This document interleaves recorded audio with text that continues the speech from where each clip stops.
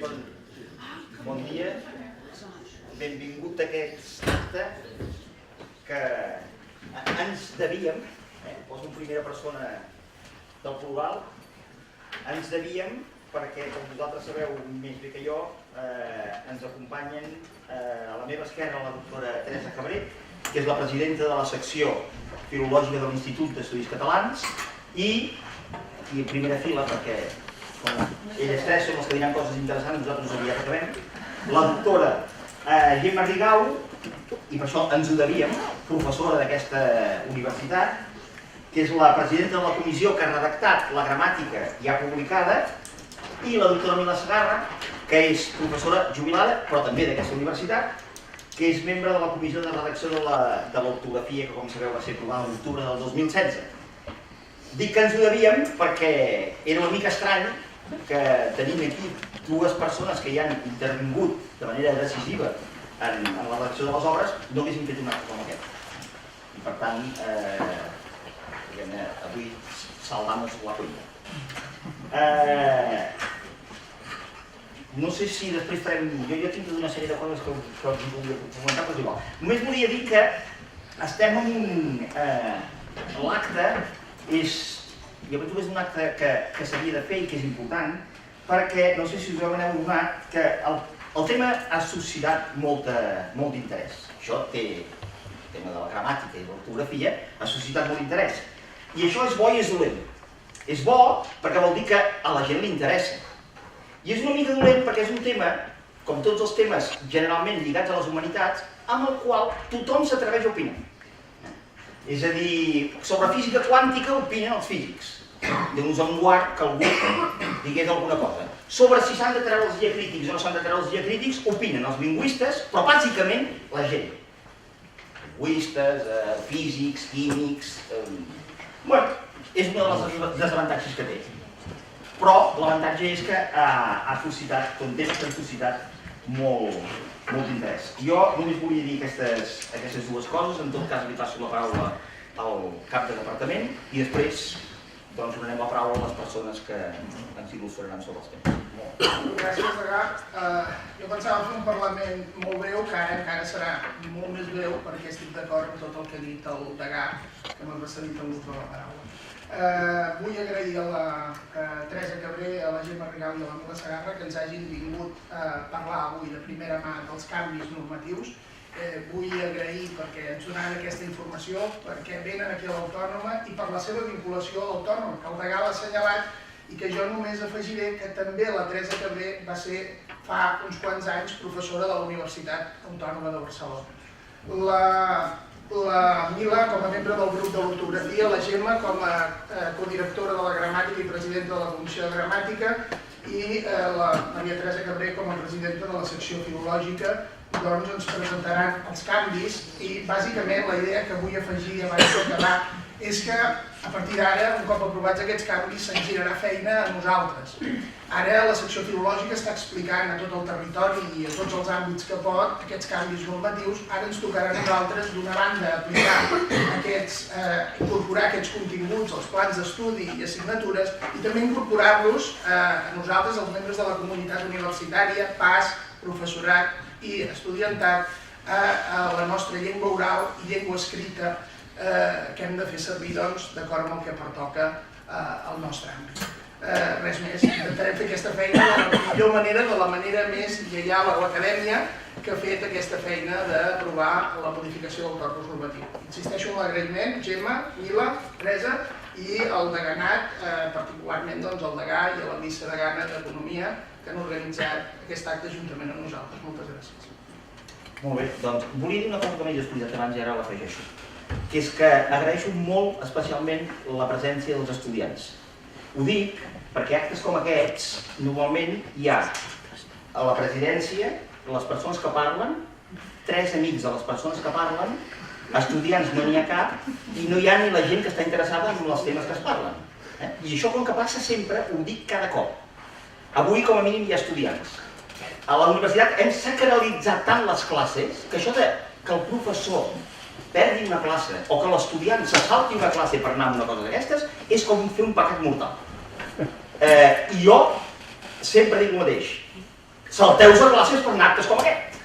Perquè a la doctora, bueno, a mi per exemple em teniu sempre, i les persones que hi ha aquí, bueno, en aquest cas també les teniu sempre, però a vegades hi ha persones que estan aquí no les teniu. Per tant, felicito els estudiants perquè com a mínim us hàgiu, no sé si forçats o no, això no vull saber-ho, però hàgiu decidit venir a escoltar segurament el més interessant que s'explicarà avui en el camp de la filologia catalana, amb permís de tots els altres que estan fent classes molt,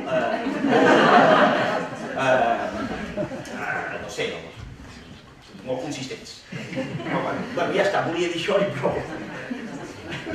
És igual, ja sé que el Garau pot dir tot. Té la paraula la doctora Rigau.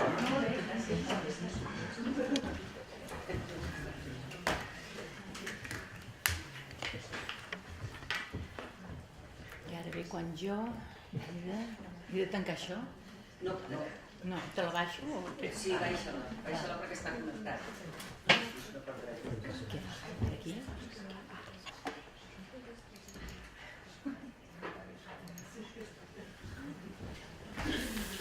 Moltes gràcies. Bé, bon dia. A veure com sabem fer això. Sí. Agraeixo al deganat de la facultat i a la direcció del Departament de Filologia Catalana l'organització d'aquesta sessió en què em correspon parlar-vos de la gramàtica prescriptiva de l'Institut d'Estudis Catalans, és a dir, de la gramàtica de la llengua catalana que pren el relleu, com ja sabeu, a la de Pompeu Fabra. Ei, que jo faig com els viatjants de comerç. Em sentiu? Ah, perquè veig que no m'he posat el mic. Home, perquè la vegeu bé, Aquesta gramàtica, també ho sabeu, és una obra institucional. Què vol dir això? Que és una obra col·lectiva, una obra consensuada per donar resposta a les necessitats dels usuaris. Com deia en Joan Solà, que va ser codirector d'aquesta obra, i ho deia a la seva última lliçó a la Universitat de Barcelona, volem que aquesta gramàtica sigui una gramàtica per les generacions que pugen. En definitiva, deia en Joan Solà, són ells el futur de la llengua. La llengua és per ells i és seva. Us parlaré de com s'ha fet aquesta gramàtica i de quines són les principals característiques de l'obra. Per començar, hem de veure com ens hem organitzat per fer aquesta gramàtica. A l'època que en Joan Argenter era president de la secció filològica, es va crear una comissió de gramàtica. I aquesta comissió era l'encarregada, i ha estat l'encarregada durant tots aquests temps, de dissenyar i de dur a terme la gramàtica. La comissió debatia les propostes que li passaven... Es veu si ho faig aquí? Sí? La comissió... Sí? No? No? Doncs allà. Home, també ho podem fer. Aquí teniu la comissió de gramàtica, en aquesta escena, Doncs la comissió de gramàtica s'ha dedicat a estudiar, debatre i a comentar primer les propostes, després els esborranys, després ja els capítols que els redactors de la gramàtica, diguem-ne redactors, codirectors, ponents de la gramàtica, els passaven amb l'ajut de l'oficina de gramàtica, és on hi ha els tècnics que ens buscaven les dades, que ens buscaven informació, que ens preparaven informes. Els redactors han estat 3, Joan Solà fins que ens va deixar el 2010, que va morir, Manuel Pérez Saldanya i jo mateixa. Quan la comissió de gramàtica tenia preparada una proposta, la passava a la secció filològica. Allà es tornava a debatre, hi feien comentaris, hi feien observacions i normalment ens la tornaven. La tornaven a la comissió i la comissió la tornava als redactors. Els redactors ho retocaven i tornàvem a la comissió tornava a aprovar i tornàvem a anar a la secció filològica. Hem tardat molt a fer-la, sí, però els capítols, parts de capítols i propostes han viatjat molt. Quan vam tenir ja tot el text i tota la gramàtica, la comissió de gramàtica va tenir oportunitat de veure-la tota sencera, com a document d'extranet, i a més tenien una relació de les novetats normatives que suposava aquesta nova obra. Per tant, quan es va aprovar la gramàtica va ser amb coneixement de causa. La secció filològica la va aprovar, però com que l'Institut d'Estudis Catalans té 5 seccions i en el fons totes són responsables de vetllar per la llengua, la gramàtica, el text de la gramàtica va passar al ple de l'Institut. També el ple de l'Institut va tenir ocasió i un temps per comentar i presentar observacions i un cop respostes i comentades aquestes observacions, doncs es va el ple de l'IEC va ratificar la gramàtica, que va ser el setembre passat. Ja veieu que en falta poc. Aquesta, doncs, és una obra institucional, una obra que busca consens, que vol oferir una visió de conjunt de l'estructura de la llengua. Per tant, per força ha estat una obra d'elaboració lenta. I la lentitud ha augmentat quan a vegades ens han faltat estudis i hem hagut de treballar, investigar per veure l'abast d'un fenomen gramatical o els límits d'un determinat fet dialectal. Sovint ha calgut, doncs, buscar bibliografia, dades de les llengües romàniques, preguntar, fer enquestes i, sobretot, el que hem mirat també és si les construccions que analitzaven es trobaven en els bons escriptors de llengua catalana. I aquí val a dir que ens ha estat molt útil el corpus informatitzat, textual informatitzat de la llengua catalana de l'Institut d'Estudis Catalans. També ens ha estat molt beneficiós per la gramàtica i molt profitós per la Comissió de Gramàtica poder comptar amb la col·laboració d'una trentena d'experts externs a l'Institut, alguns universitaris, alguns són aquí, i d'altres no universitaris, que ens han ajudat, que han fet informes sobre qüestions gramaticals molt concretes, que han ampliat algun fenomen o que han revisat els diferents capítols de l'obra. Tots els capítols de l'obra han estat revisats almenys per un parell no mallorquí d'experts i han fet observacions i comentaris que ens han ajudat a millorar el text. Totes les gramàtiques són fruit del seu temps i totes reflecteixen l'estat de la lingüística de la seva època, del moment en què han estat fetes. Això passa a la gramàtica de Fabra, de Pompeu Fabra, de l'any 18, i passa en l'actual. Per tant, això sol ja les fa diferents. Fa diferent la gramàtica d'ara amb la gramàtica, que és aquesta, de Pompeu Fabra, que era la que fins ara era la gramàtica normativa. La gramàtica actual ha pogut comptar amb els avenços recents de la lingüística i amb una bona colla d'articles, monografies, llibres publicats, tesis doctorals sobre el català que a l'època de Fabra, evidentment, no hi eren. I sobretot, hem pogut comptar amb la gramàtica del català contemporani, aquells 3 volums dirigits per Joan Solà, obra de la qual sempre diem que la nostra gramàtica és d'autora. Una altra diferència important entre aquestes dues gramàtiques, com ja sabeu, és que la de Pompeu Fabra és una obra d'autor. És una obra d'autor que l'Institut va fer seva i va publicar per reeditar per 7a vegada el 1933. De fet, aquesta és la versió del 33. En canvi, la gramàtica actual, ja ho hem dit, és una obra de la institució, no és una obra d'autor. L'estructura de la gramàtica actual i la de Fabra del 18 també és diferent. A la de Fabra, la fonètica i la fonologia van lligades a l'ortografia i apareixen a la introducció de l'obra. I el cos de l'obra, el cos central, està dedicat a la morfosintaxi i ocupa 108 pàgines d'aquest llibre. En canvi, la gramàtica actual, com ja sabeu i ho veureu de seguida, no s'ocupa de l'ortografia queda a part, i ofereix una visió de conjunt de l'estructura de la llengua com a sistema lingüístic. Conté, doncs, les parts centrals d'una gramàtica, fonètica i fonologia, morfologia i sintaxi. Però si us mireu el cercle, veureu que, de fet, dona molta importància a la sintaxi, que ocupa el 64% de l'obra, la part vermella.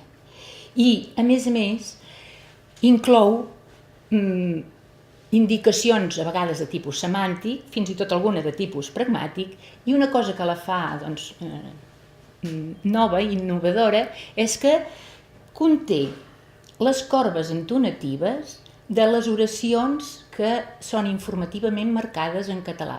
I no només per el parlar central, sinó que també per als diferents parlars. Per tant, és una obra que esperem que almenys per als especialistes sigui atractiva. La morfologia veieu que no ocupa tant d'espai i la fonètica i la fonologia menys, però de fet eren les qüestions ja més tractades en català i faltava més atenció a la sintaxi en general i sobretot a la sintaxi normativa. Hi ha encara una altra diferència entre la gramàtica fabriana i l'actual. És que l'actual, per formular la prescripció, la norma, es basa en la descripció gramatical dels fenòmens. Entenem que la norma no es pot establir si abans no s'analitzen i es descriuen tan exhaustivament com es pugui els fenòmens gramaticals que volem codificar. Fabra, la gramàtica del 18, hem de ser justos i reconèixer que també procura fer-ho en alguns apartats. Tot i que són pocs, però esclar, eren poques també les pàgines. Però si us mireu els contextos en què explica que la preposició de pot anar davant d'una oració d'infinitiu, veureu que en allà realment, i en Xavier Millà va fent que sí, allà realment Fabra fa una descripció molt fina d'un fenomen que no havia estat estudiat fins a aquell moment. Segurament que hauria pogut fer altres aportacions descriptives, de fet a la gramàtica del 56 hi són, però en aquesta anava per feina, esclar, havia de fer una norma. L'estaven esperant i faltava en català. Veurem ara un exemple que m'agrada molt de posar, per tant algú ja el deu haver sentit, de com basem la prescripció en la descripció. És el cas de la representació del complement del nom. Imagineu-vos la situació següent. Participem en un concurs en què hem d'identificar un personatge històric, posem-hi un cavaller. I estem repassant tota la informació que tenim, de què disposem, perquè ho fem en grup, i en un context així podríem dir: ja tenim molta informació sobre aquest cavaller.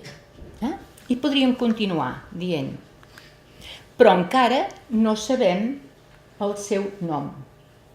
O bé podríem dir: però encara no en sabem el nom en el mateix context. I encara podríem dir: però encara no li sabem el nom. O bé, però encara no sabem el nom, i silenciar del cavaller, que ja quedaria sobreentès. Fixeu-vos que són 4 maneres, 4 de representar el complement del nom, de representar del cavaller. Probablement alguns de vosaltres no les diríeu totes 4 espontàniament, però tots reconeixem que són frases del català i en tenim, si res més no, competència passiva. Són 4 recursos diversos per representar el complement del nom: l'ús del possessiu seu, l'ús del pronom en, l'ús del pronom de datiu li i el que en diem l'anàfora zero o anàfora el·líptica, és a dir, el silenci, però un silenci carregat d'informació. Però, esclar, no sempre és possible fer servir aquestes 4 possibilitats, aquests 4 recursos. No els podem fer servir lliurement.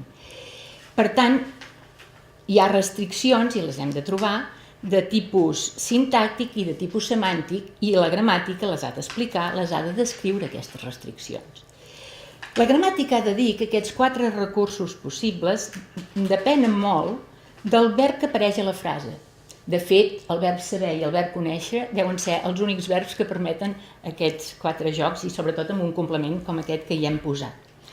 Però les possibilitats d'aplicar aquests recursos depenen també no només del verb, sinó del tipus de nom que apareix en el complement directe i de la posició que ocupa, és a dir, la de complement directe. Així, un verb com ara alçar o aixecar, i un complement directe com ara els braços, que conté un nom que denota una part del cos i per tant un nom que expressa possessió inalienable, en un context així podríem dir: el cavaller va alçar els braços. I fixeu-vos que s'entendria que són els braços del cavaller i no hauríem d'especificar-ho amb cap pronom. És a dir, seria un cas d'aquests que en diem d'anàfora el·líptica. No podríem dir, en aquest cas, el cavaller en va alçar els braços. Entenent, va alçar els seus braços. El cavaller es va alçar els braços amb un datiu que ara seria un reflexiu, tampoc no ho podem dir, tot i que podríem dir el cavaller es va alçar la camisa. La camisa sí, però la camisa no és una part del cos. I què passa quan tenim... I el cavaller va alçar els seus braços. Què en diu la gramàtica d'això? Amb un possessiu. Aquí la gramàtica ens diu que el possessiu és sobrer, que el possessiu no cal, que si el cavaller va alçar els braços no cal que diguem que són els seus, que ja s'entén. Però la gramàtica ha de dir també que a vegades en aquest context un possessiu no només és possible, sinó que hi és ben rebut i que hi és admès. És el cas de la frase «El cavaller va alçar els seus braços bronzejats i ben tornejats». Fixeu-vos que quan el complement als seus braços en aquesta situació porta un modificador que predica una qualitat, el possessiu hi està bé. Per tant, tot això ens ho ha de dir la gramàtica i tot això s'hi ha d'explicar. Fixeu-vos, i ja miraré d'anar de pressa, en altres contextos. Si en lloc de parlar dels braços del cavaller, aquest que els té tan ben bronzejats, estem parlant d'un cotxe que ens agrada, fixeu-vos que ara podrem dir «n'heu preguntat el preu?» si voleu amb un registre formal, però podem dir. Podem dir també «heu preguntat el preu?» i fer servir l'anàfora el·líptica. Però el que no podem dir és «heu preguntat el seu preu?» Si en lloc de parlar d'un cotxe parlem d'un amic traspassat, fixeu-vos que ara podrem dir «sempre ens en quedarà el record de l'amic traspassat» o «sempre ens quedarà el seu record» i ara podem fer servir seu. I també podem dir «sempre ens en quedarà el record» amb l'anàfora el·líptica. Si en canvi parlem de la nostra... de la nostra estada romàntica a París, podem dir «sempre ens en quedarà el record» amb el pronomen de París. No podrem dir «sempre ens quedarà el seu record», però sí que podrem dir «sempre ens en quedarà el record». Podríem pensar que el possessiu només representa un complement del nom animat, cosa que a vegades fan els llibres d'estil. Diuen «eviteu el possessiu si el posseïdor no és animat». Però això no és del tot cert, perquè hi ha contextos, i la gramàtica ho ha d'explicar això, en què sí que podem tenir un possessiu i un antecedent que no sigui animat. És el cas del Vallès i les seves muntanyes. Fixeu-vos que això podria ser, una ruta turística, el nom d'una ruta turística podria ser el nom d'un documental o bé el nom d'un llibre. Tot això s'explica a la gramàtica, a veure, tot això s'explica, no hi surten els cavallers, els exemples de la gramàtica són més quotidians, però el que vull fer veure amb tot això és que la gramàtica basa la prescripció en la descripció i que, per tant, detalla i matisa a vegades fins a punts exagerats, no? Una altra característica important de la gramàtica actual és que té en compte la variació dialectal i també la variació funcional, és a dir, orienta sobre l'ús lingüístic en el conjunt dels territoris de parla catalana, però també orienta pel que fa als diferents estils, gèneres o, diguem-ne, registres. La gramàtica de la llengua catalana, l'actual, vol ser una obra representativa del conjunt de la llengua, una obra en la qual tots els parlants es puguin sentir representats i reflectits. Per tant, és una gramàtica que dona prioritat a tot el que compartim els parlants de la llengua, que és el gruix més important de la gramàtica, però també al mateix temps dona compte de les peculiaritats dels diferents parlars. D'aquesta manera ens fa conscients de la diversitat dins de la llengua. És a dir, la gramàtica ens presenta com parlem nosaltres i com parlen els altres catalanoparlants. Per això la gramàtica té en compte les grans 5 àrees dialectals, central, baleàric i septentrional per l'oriental i valencià i nord-occidental per l'occidental, però també, quan convé, fa atenció a parlars més específics, el tortosí, els parlars de la Franja, el d'Eivissa, el de Girona, el de l'Alguer. Aquesta manera de fer no és pas ni una invenció de l'Institut d'Estudis Catalans ni tampoc un embadaliment per la dialectologia, sinó que segueix, de fet, la tradició fabriana. Fabra aquí, quan pot pels possessius i per la conjugació verbal, ja fa atenció als grans dialectes i, de fet, també en això seguim els principals gramàtics que han continuat l'obra de Fabra i que han tingut un paper rellevant en l'establiment i la difusió de la norma. Em refereixo a autors com Sanchis Guarner i Enric Valor per l'àmbit valencià, Francesc de Borja Moll per l'àmbit baleàric, Pere Verdaguer per l'àmbit del català del nord, Antoni Maria Badia Bergadit pel conjunt de la llengua. Tots ells han volgut potenciar la unitat i la cohesió de la llengua sense excloure la variació.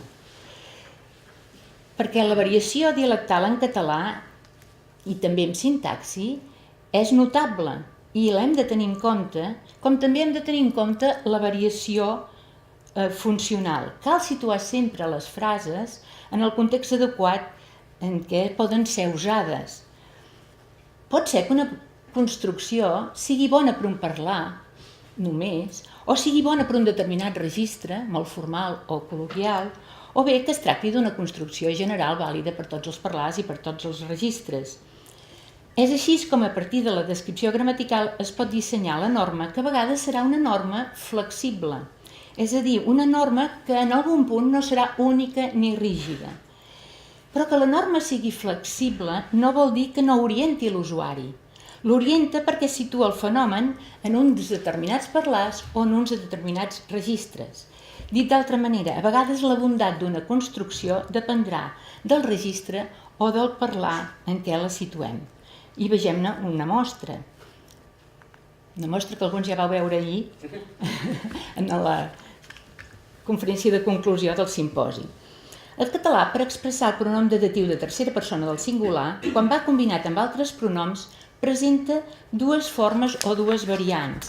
La forma li, i la forma i. En la llengua antiga, l'ordre era el següent. El pronom acusatiu de tercera persona precedia el pronom datatiu li i deien la li donaré.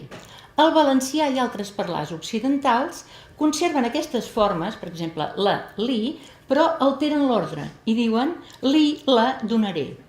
En la major part de l'àmbit lingüístic, en canvi, es manté l'ordre, primer l'acusatiu i després el datiu. Però en lloc de fer servir la forma li, fem servir la forma i, és a dir, no hi ha ningú que parli com abans. No? Nosaltres direm la, sí, però després no direm li, direm la i donaré. A la pantalla veiem exemplificada la combinació del pronom datatiu, sigui li o sigui i, amb el pronom en. I veiem que allà on el valencià dirà li'n donaré, nosaltres direm ni donaré, li n'agafaré, direm ni n'agafaré, etc. Ara bé, hem de reconèixer que els parlants que opten espontàniament per ni, que són molts de nosaltres aquí, no tots, en certes frases i expressions lexicalitzades encara espontàniament fem servir li'n. Per exemple, diem coses com tant se li'n dona o se li'n va anar al negoci a l'aigua. Què en diu la gramàtica d'aquesta combinació pronominal?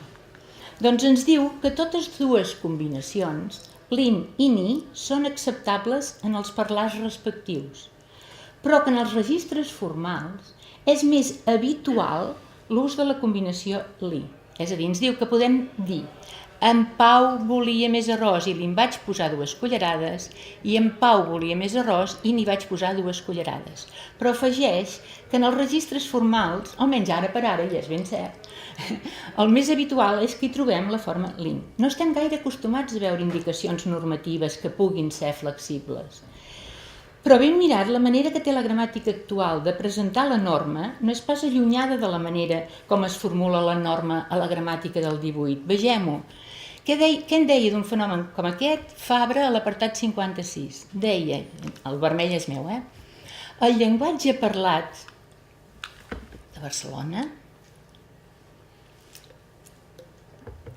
usa ni com a combinació del pronom en o na amb l'adverbi i com a combinació del pronom en o na amb el datiu li reemplaçat per i. En el primer cas, ni és correcte. En el segon cas, és preferible li'n o li n apòstrof. A veure, el primer cas és el de l'exemple, que és de Fabra, també, ja n'hi ha posat d'ous al cove, que és clarament quan el i és datiu. Aquest no és el que ens interessa ara, però ell els presenta junts. El que ens interessa és el cas de compra li'n d'ous a la Maria, en què tenim el datiu li reemplaçat per i en molts parlars, d'altres no, i el pronom en. D'aquest cas, que és el segon, ens diu és preferible li'n, però no ens diu que sigui l'únic, ens diu que és preferible. És, doncs, una manera també flexible de presentar les coses. I això és molt normal a la gramàtica del 18 de Fabra. Molt sovint hi trobem emprada la fórmula la construcció A i la construcció B són permeses, però és preferible A. O bé, la construcció A i la construcció B, totes dues són permeses, però és més habitual o més freqüent A. I mira, us en dono una mostra. és de Fabra, entre un pronom acabat en S i un pronom començat en vocal o H, és permès d'usar la forma en lloc de la forma n apòstrofs. Així, ens en anem en lloc d'ens n'anem, els en arriben dos en lloc dels n'arriben dos, o us n'han tret en lloc de us n'han tret. Fixeu-vos que diu que és permès usar aquestes dues formes, i usar la forma en lloc de la que t'esperaries. El que és cert és que més endavant, en la quarta edició, hi va afegir és però preferible la forma n apòstrof. Però diu preferible, no diu que l'altra sigui incorrecta. Aquesta manera de fer de Fabra és una manera de fer que també en alguns aspectes la trobem a la gramàtica de la llengua catalana de Badia Margarit del 94, quan assenyala 4 nivells de formalitat per les construccions que estudia, i és també la de la gramàtica nova. Però no, i aquesta manera de fer, pel que hem pogut veure al Twitter i als blogs, ha sorprès uns quants lectors, i no només uns quants lectors, algun professional també de la llengua. És cert que aquesta manera de fer de Fabra de l'any 18 d'alguna manera va desaparèixer després de la guerra. Després de la guerra hem d'entendre que la llengua es havia de recuperar i que potser no estaven en condicions de dir miri, tiri per aquí, tiri per allà, totes dues estan bé però aquesta és més habitual. I per tant, els professors i els que van fer llibres de text, llibres com el Marvà, que no eren de text però que eren de consulta, van ser més rígids. De fet, això ho criticava Ferreter, que els hi col·locava aquell adjectiu que fa tant de mal de mestre tites. En els que, de fet, ho veus després, els que no seguien Fabra i que volien que només les coses anessin d'una determinada manera quan Fabra havia marcat un camí més obert. Tinc temps encara o sí? Doncs, a veure, m'agradaria mirar ara que veiéssiu en quins criteris s'ha basat la Comissió de Gramàtica per a proposar determinades novetats normatives. I veurem el cas... aquest és un altre cas, mira, no, aquest me'l saltava. A veure, la gramàtica també a vegades diu que les coses no han de sortir d'un determinat registre i d'una determinada zona, no és que tot estigui permès. Mireu això. Aquestes formes col·loquials que tenen moltes vegades una blar, de poder en lloc de poder, voler en lloc de voler, o saber o sapiguer en lloc de saber, la gramàtica diu que és una tendència que varia segons els parlars i no té la mateixa intensitat en totes les formes, perquè és una tendència que es troba en determinats territoris, però no és acceptable en els registres formals. Per tant, s'ha acabat que la gent te digui allò de sí, parlem català però nosaltres no el parlem bé, perquè diguem cebre o perquè diguem valguer o perquè diguem caient. Sí que el parleu bé, però el parleu segons el vostre dialecte. El dia que vagis al metge a Barcelona, doncs no diguis cebre i digues saber. Aquesta és la idea. I ara deia, parlem una mica dels criteris que hem aplicat per proposar novetats. I agafo el cas del no obstant com a connector. Què en diu la gramàtica? La gramàtica explica que la construcció no obstant procedeix d'una construcció absoluta amb un valor concessiu, en la qual obstant era el participi passat, no, el participi present del verb obstar, i prenia com a subjecte, i encara de fet el pot prendre, un sintagma nominal com les... No. On era això? Aquí. Un sintagma nominal com les teves prevencions pot admetre una oració d'infinitiu, no obstant haver-m'ho desaconsellat, o pot admetre una oració finita, no obstant que m'ho has desaconsellat, ho comprarem. La gramàtica també diu que la construcció no obstant s'usa també com a connector parentètic, sovint amb el pronom això anteposat o postposat, que és la solució més habitual en els registres formals, però admet no obstant sense l'això. El cert és que aquesta construcció, no obstant sense l'això, s'ha considerat i ha estat vista com un castellanisme, sobretot arran d'una de les converses de Fabra. Però constatem que ja apareix a la llengua antiga i que fins i tot sembla anterior a la forma equivalent del castellà, que habitualment utilitzava no embargante en lloc de no obstante. És a dir, que en català trobem, no obstant, a principis del segle XV, i si no anem errats, perquè sempre es pot anar errat, en castellà les primeres ocurrències de no obstante són de finals del segle XV, encara fent fora la que era més normal, que era el no embargante. Aquí teniu uns exemples antics del llibre del Tresor i de cartes del bisbe de Girona que podeu veure que fan servir no obstant com un connector i sense el pronom això.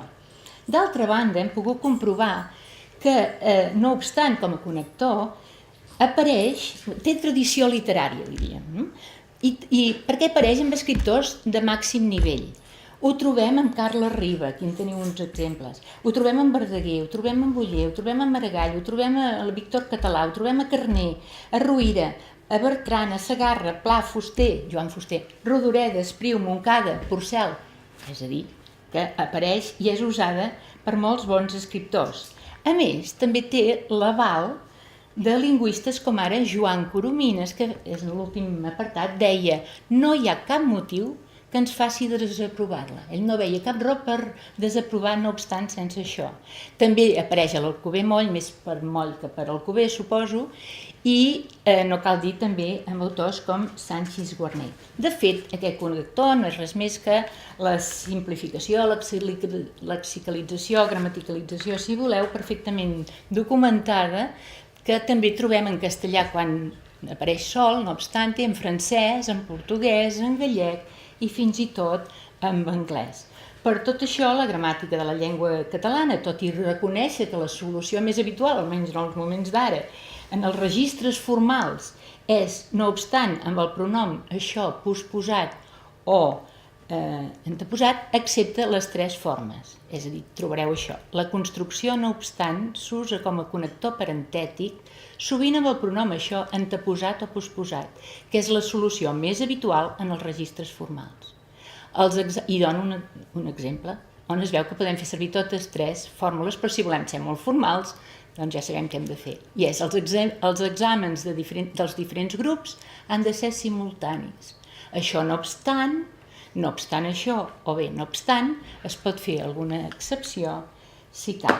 I en fi, ho deixo aquí, espero que tingueu una idea de què podeu trobar a la gramàtica i confiem que aquesta obra sigui un bon instrument per enfortir i per cohesionar la llengua catalana. I res més.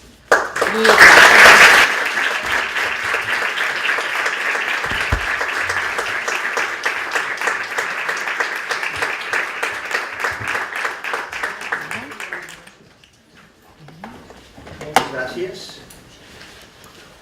El torn de la doctora Segarra.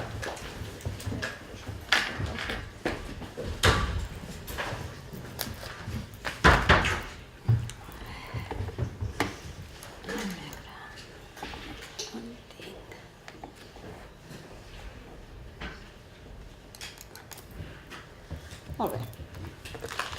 Bé, moltes gràcies per ser aquí i espero que no us avorreixi gaire explicant-vos una cosa que gairebé tothom ja sap de què va. Perquè ja se n'ha parlat molt en aquests 6 mesos que fa que ha estat aprovada per la secció filològica i ratificada en el ple de l'Institut d'Estudis Catalans a finals del 24 d'octubre del 2016. A part, durant aquests 6 mesos, doncs, després d'unes crítiques una mica arbitràries abans de saber en què consistia aquestes modificacions, doncs hi ha hagut una adopció ràpida i generalitzada per part de la major part d'entitats, publicacions, mitjans de comunicació, organismes, etc. Per tant, podem dir que no diria que ja està consolidat, ja estan consolidats els canvis proposats, sinó que pràcticament.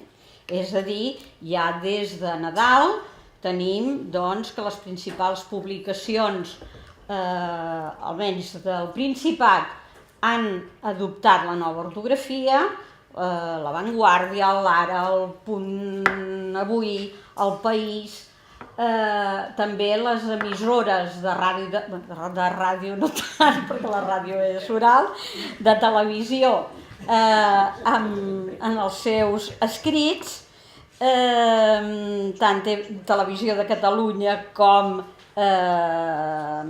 TD8, BTV, etc.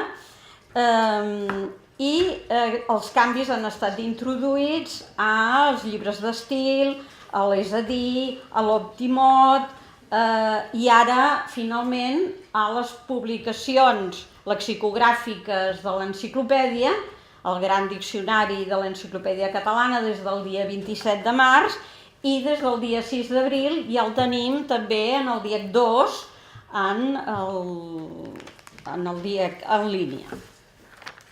Bé, per tant, qui no la conegui és perquè no vol conèixer aquesta ortografia. O bé també el que no se n'hagi adonat és perquè s'ha produït la substitució, diríem, d'una manera molt natural, perquè no hi havia tantes coses a canviar i per tant els petits canvis introduïts doncs han passat pràcticament desapercebuts sense trauma pels usuaris de la llengua de la majoria. En aquest temps també s'han fet una sèrie de comentaris. No hi havia necessitat, s'ha dit. Per què es fa una nova ortografia si no hi havia necessitat? La que hi havia ja funcionava. Bé, sí, evidentment que funcionava, però sempre es poden millorar les coses. Però a part és que la funció d'aquesta ortografia no era canviar l'ortografia, no era millorar-la en un principi. La voluntat d'aquesta ortografia, reconeguda el 2013 en ocasió de la celebració de les normes ortogràfiques, era doncs aplegar l'ortografia catalana en un únic volum, en un únic exemplar, perquè la gent sabés on tenia el corpus ortogràfic del català, quin era el corpus ortogràfic del català, perquè quan a un filòleg qualsevol, i no dic només els que acabaven la carrera en qualsevol de les facultats on es feia filologia catalana, sinó qualsevol persona que es dediqués, professor d'institut, professor d'universitat, quan li preguntaven on hi havia l'ortografia catalana, doncs tenia dificultats per dir on. Deia les normes ortogràfiques. Jo sempre explico una anècdota que és que un any que estava fent, vaig dir, bé, estudiem l'ortografia de Fabra, no vaig dir l'ortografia catalana, l'ortografia de Fabra, la gent va anar a les normes ortogràfiques i em van venir els estudiants i em van dir: ui, això no és l'ortografia catalana. Com que no és l'ortografia catalana? No, no és, clar que no ho era, perquè entre el 1913 i finals, perquè això passava a finals del segle XX, havia canviat molt les coses, hi havia hagut modificacions que es feien en època del mateix Fabra. Per tant, aquí veieu el que diem, entre les raons fonamentals que teníem per fer aquesta nova ortografia, doncs hi havia la dispersió dels materials que conformaven l'ortografia, la normativa vigent. L'alternativa era plegar en un sol tractat l'ortografia fundacional, les rectificacions que havia fet el mateix Fabra en vida, els retocs introduïts després de la mort de Fabra, la legislació ortogràfica de la secció filològica, des que la secció filològica, després del període de clandestinitat de la postguerra, doncs havia reprès les seves activitats, és a dir, a partir de començaments dels anys 80, i aleshores, quin era el corpus fundacional? Doncs el corpus fundacional era el que havia fet Pompeu Fabra. Com ha dit la doctora Rigau, a propòsit de la gramàtica catalana, era una obra d'autor. Pel que fa a l'ortografia és exactament el mateix i encara diria més. La gramàtica catalana als anys 90 va ser ratificada pel Institut d'Estudis Catalans com l'ortografia oficial. El diccionari ortogràfic no ho ha estat mai. Enguany se celebren els 100 anys d'aquest diccionari ortogràfic i, de fet, l'únic text normatiu legal són les normes ortogràfiques. El diccionari ortogràfic va sortir publicat com una obra de Fabra, evidentment com a membre de l'Institut d'Estudis Catalans, però una obra de Fabra. Aleshores, aquest diccionari ortogràfic és on hi ha el cos bàsic de la nostra ortografia fundacional, en totes les seves edicions. No sols les que es van fer abans de la Guerra Civil, sinó la que es va fer, la quarta edició, durant la Guerra Civil, que va obligar a rectificar l'any 54 el Diccionari General, perquè entre 1932 i 1937 Fabra va fer moltes modificacions. I això ho dic perquè tenim una idea que l'ortografia és una cosa que es fa a la vida, sigui al segle XV, sigui a començaments del segle XX per Pompeu Fabra, i ja no s'ha de tocar mai més. És a dir, no importa que hi hagi nous mots que s'incorporen, no importa que hi hagi adaptacions de paraules d'altres llengües, l'ortografia és intocable, no la podem tocar. Bé, això és una fal·làcia, evidentment, l'ortografia ha d'haver una ortografia única, no s'han de canviar, no s'han de fer grans modificacions, grans reformes, perquè això altera la visió dels usuaris, però, evidentment, petits retocs que, d'altra banda, la gent, si no els anuncies ni se n'adona, doncs és evident que sí que es fan. Sí que es fa. Bé, per això, el mateix Fabra no va parar des de 1913 fins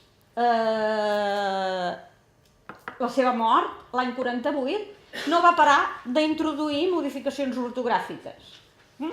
Per tant, això val la pena que ho tinguem en compte.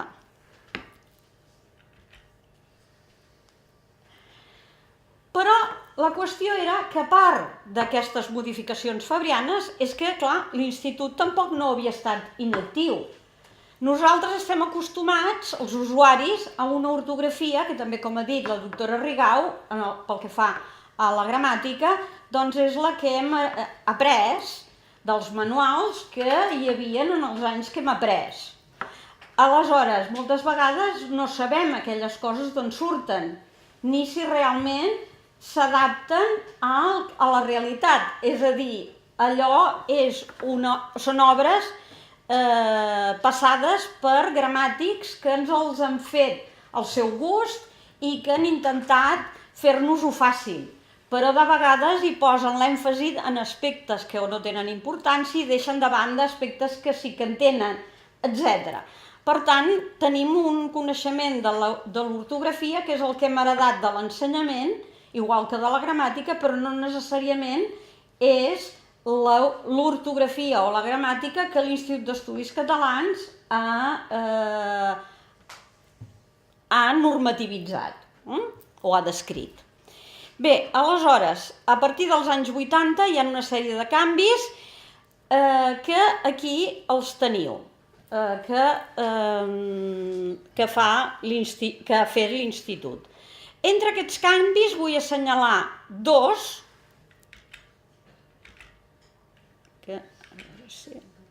que són aquests dos que teniu aquí, que em venen bé per parlar d'una altra cosa que s'ha criticat d'aquesta nova ortografia, que serà l'ortografia del 2017.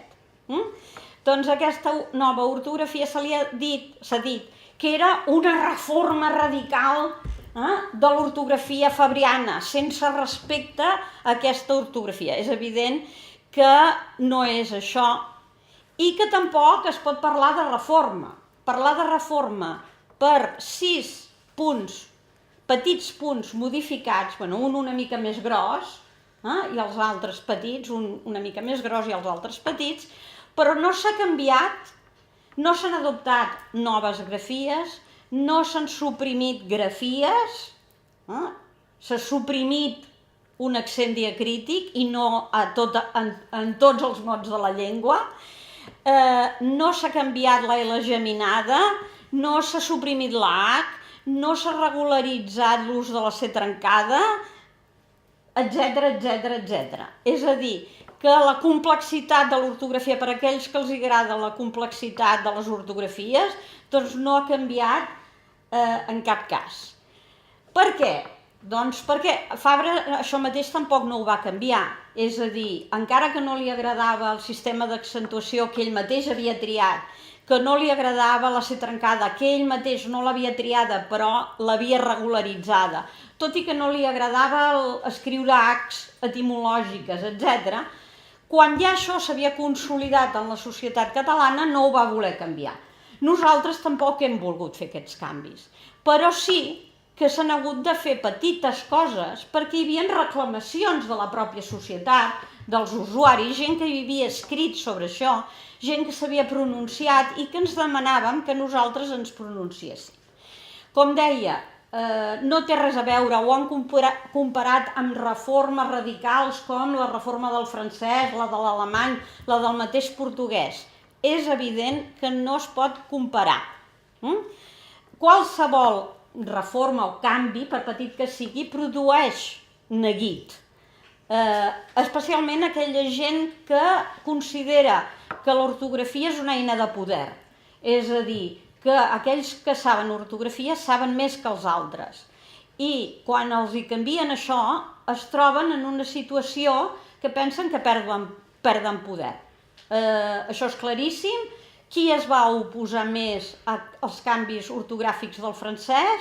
Els professors, perquè deien que no sabien què havien d'explicar a partir d'aquell moment. Amb un ensenyament de llengua basat en això és bo i això és dolent, doncs aleshores els hi treien una eina fonamental de control dels estudiants. Aquest cas no és el cas, per sort, del català, ni abans ni ara. Bé, com deia, si hi ha una reforma radical la va fer la secció filològica a finals del segle XX. Per exemple, en aquests dos punts. La pràcticament supressió del guionet a l'hora de publicar el diccionari, el DIEC, el Diccionari de l'Institut d'Estudis Catalans, perquè no es podia fer una altra cosa.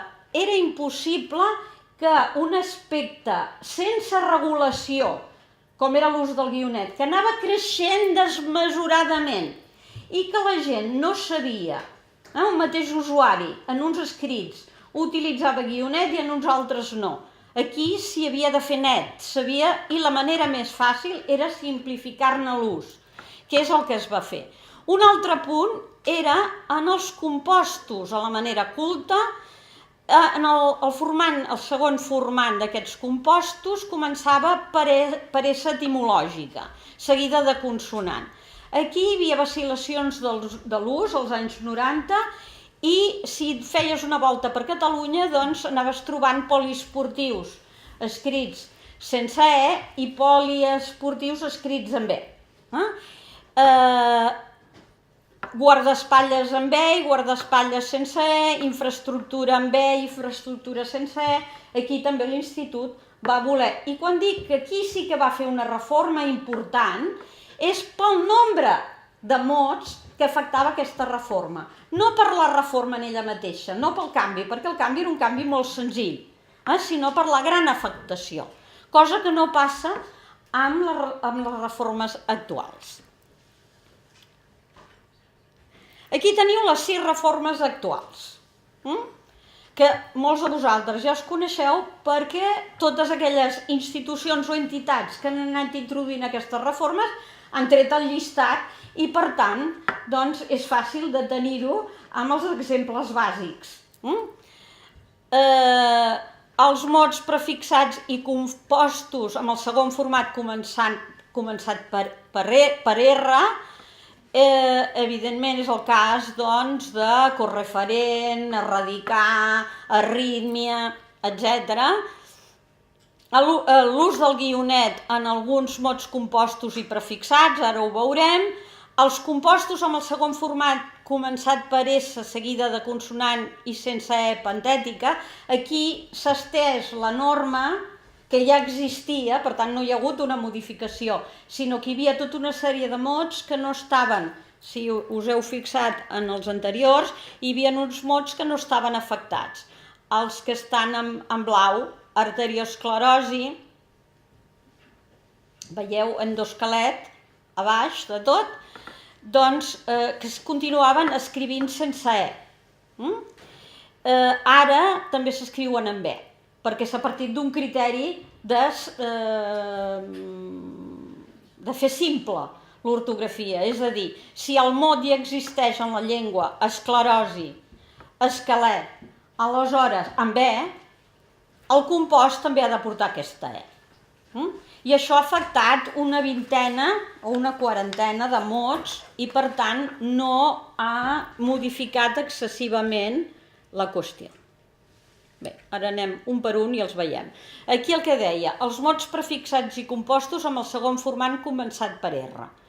Teniu arrítmia, ja ho he dit, corresponsable, erradicar, i els compostos amb radicals grecs del tipus cefalorraquidi, otorrinolaringòleg, que no planteja cap problema, de fet, i evita lectures rares com micoritza, que a vegades la gent llegia en els mitjans de comunicació, en determinats documentals, o els mateixos estudiants de ciències llegien platirins en comptes de platirrins, catirins en comptes de catirrins.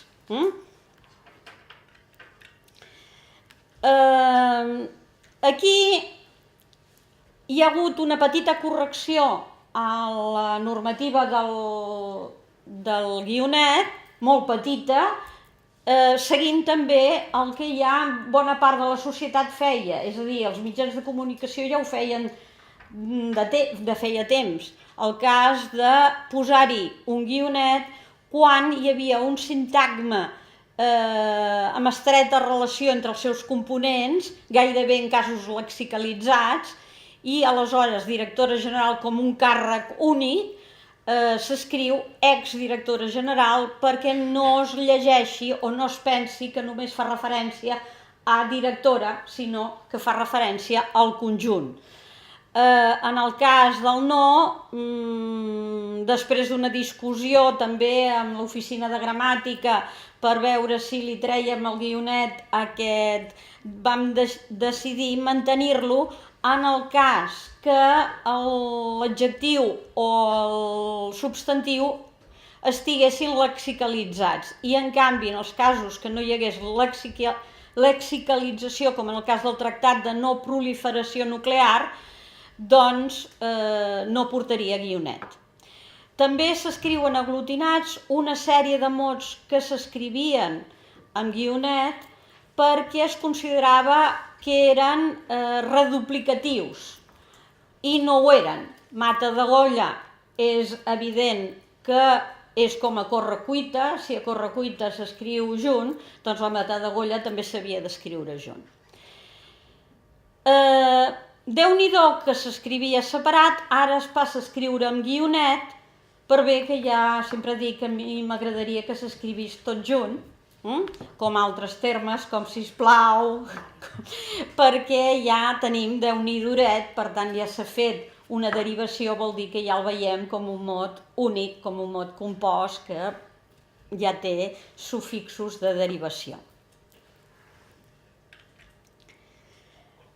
Bé, aquí teniu els casos aquests dels quals ja he parlat, dels compostos i prefixats cultes, als quals s'hi ha afegit una E d'acord amb com es pronuncien aquests mots en la llengua quan s'utilitza el segon component de manera independent, el cas d'esclerosi, espasme, estàtic, etc. Veieu de tota manera que hi ha un citostàtic, que és diferent que electroestàtic, perquè en aquest cas els especialistes ens han dit que aquesta estasi tenia un altre significat diferent del d'electrostàtic i per tant que havíem de mantenir el terme tal com s'escrivia o tal com s'escrivia tradicionalment. Aquí tenim una norma que afecta el balear, que de fet és una norma nova perquè el balear, doncs, en l'època de Fabra va decidir que s'admetien les formes del balear de primera persona, cant, demant, però no va donar normes quan no eren aquests, no va donar normes d'ortografia. Als anys 90 l'institut, la secció filològica havia decidit de grafiar casos com el verb desitjar, jo desig, doncs d'escriure'l fent la distinció entre el desig i jo desig, mantenint el radical verbal, però ens faltaven els casos dels verbs que acabaven en vocal. O sigui que les primeres persones mantenien una una E tònica però neutra o oberta o tancada. I per tant aquí hem hagut de donar també normes, tenint en compte que normalment la vocal neutra del balear coincideix amb E oberta del català central, doncs s'ha escrit, perquè no tenim manera de representar la vocal neutra, s'ha escrit amb una E oberta. En els casos en els quals el balear pronuncia una E tancada, s'ha escrit amb E tancada. I les Os, cap problema tampoc. Bé, aquí tenim el que va causar més problemes, que és la reducció de la llista de mots amb accent diacrític. Aquí crec que va haver un error de publicitat, evidentment perquè es va filtrar el fet que estàvem decidint sobre això i per tant la gent encara no ho havíem explicat al públic i el públic es va esverar perquè va veure una pèrdua, ens prenen una cosa, una llista que tenia 150 i ara resulta que només en té 15, s'empobreix el català. Bé, si ho haguéssim publicitat d'una altra manera, doncs hauríem dit, no es perd res, perquè la gent no sabia ni que existien aquests 150. L'únic que hauríem dit és que es racionalitza, es simplifica, es fa més operativa la llista i aleshores la cosa no hauria estat tan traumàtica. Però als mitjans de comunicació els agrada fer una notícia i en llengua poques coses donen per cridar l'atenció i de fet no ens va deixar de fer un favor perquè això va fer que l'ortografia i també la gramàtica fossin durant molt de temps focus d'atenció primordial. I per tant que la llengua catalana estigués present en els mitjans del país. Bé, anant a veure aquesta reforma, per què es va fer això? Evidentment hi ha una raó molt senzilla. Vam anar en contra de l'ortografia ficció, de l'ortografia fantasia. És a dir, i posaré un exemple, que no és del DIEC, és del Gran Diccionari de l'Enciclopèdia Catalana que el vaig descobrir tot just fa 2 dies, revisant els canvis que havia fet la Gran Enciclopèdia, perquè nosaltres al diccionari teníem més de 150 mots amb accent diacrític, el DIEC, però la Gran Enciclopèdia tenia més de 200. Per tant, augmentava amb més de 50 els nostres. I vaig voler a veure quins eren aquests. Bé, em va cridar l'atenció un, concretament, que és el que ara us exposo, que és el mot dena, amb accent. Si ara, aquí fora de context, us dic dena, no sabreu a què es refereix. Però si us dic cago en dena, sí que sabeu a què es refereix. Però aleshores quin és l'altre mot amb el qual forma parella? Bé, és dena, que evidentment no sabeu ningú de vosaltres què és. Algú ha anat a escola de monges o escola de capellans i ha resat el rosari, tindrà més notícia. Jo sí que ho vaig veure de seguida perquè jo vaig passar 14 anys de la meva vida en una escola de monges i per tant vaig saber que era una dena. Una dena és un tros del rosari. Un misteri. Sí, un misteri sencer. No sé si el rosari té 4 o 5 denes. Bé, evidentment en els dialectes que diuen dena i dena. En el meu dialecte originari és dena i dena. Per tant, no hi ha ni oposició. I l'oposició, evidentment, és una oposició de caràcter semàntic, pel context, etc. He volgut triar aquest mot perquè veieu, però no és el cas únic, és que amb els altres passava el mateix.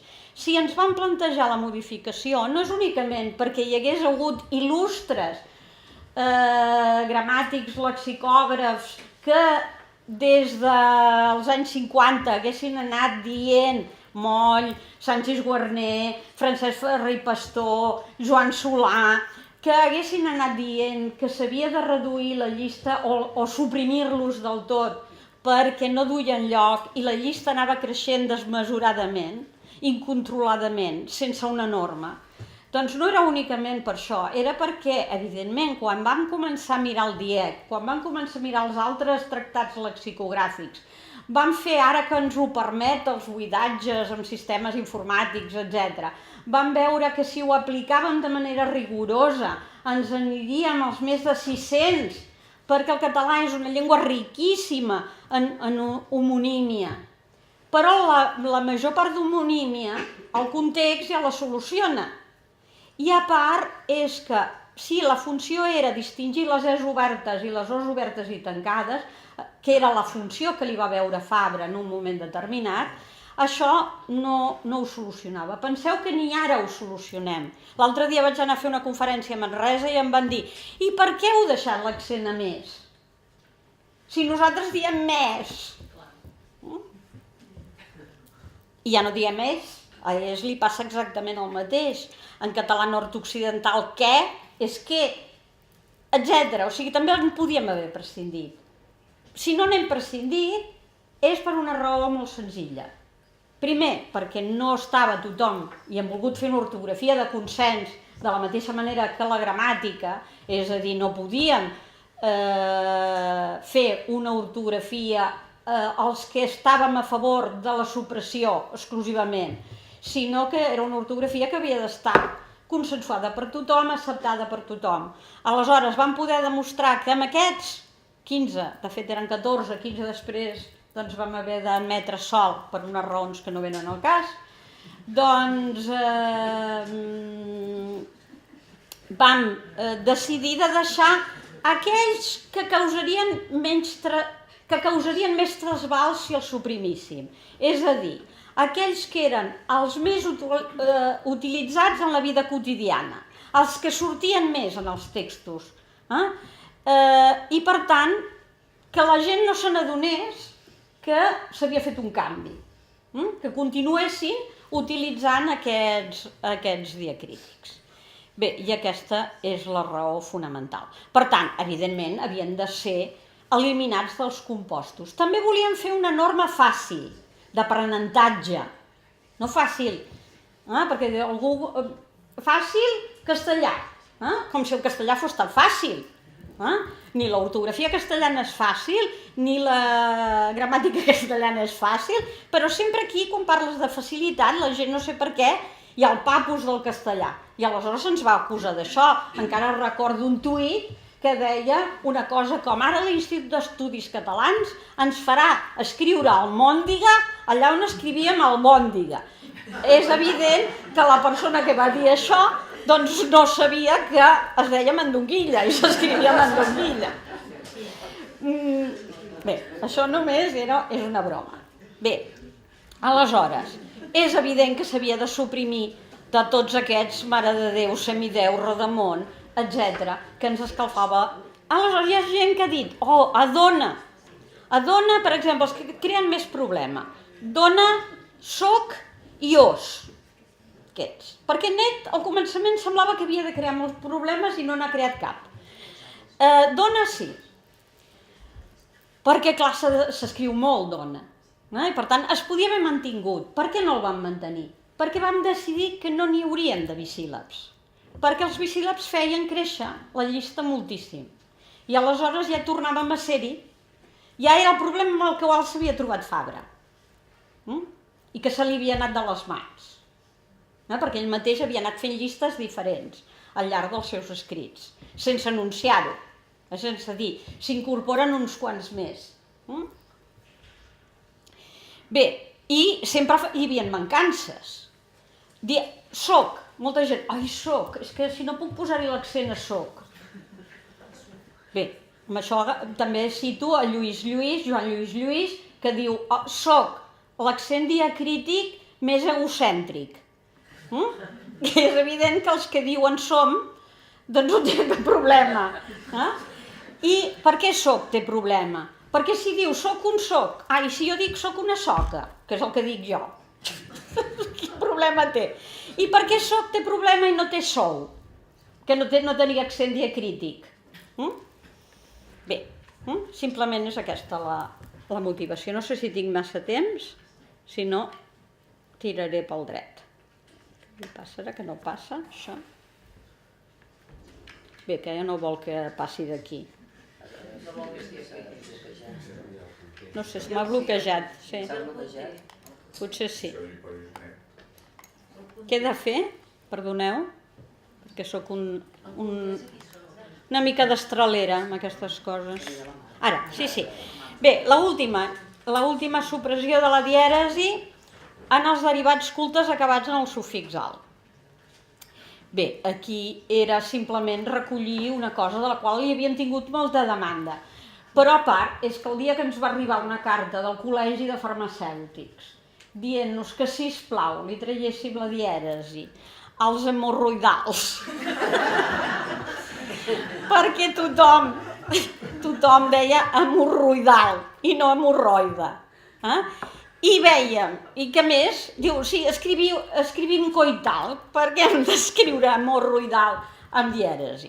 Com Fabra no escrivia coital perquè era molt honet hom, doncs aleshores, clar, no se'n va adonar que els altres també... Sí que se'n va adonar, però va voler fer el que feia el francès.